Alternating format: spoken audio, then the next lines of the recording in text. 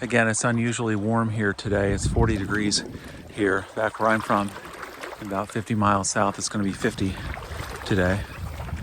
Water's really clear. And it's kind of fun to have these waders.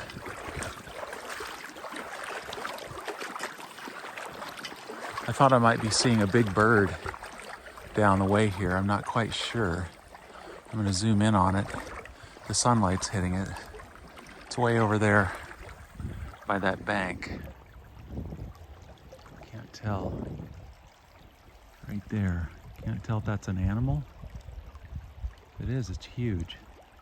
I'll keep going quietly as I can.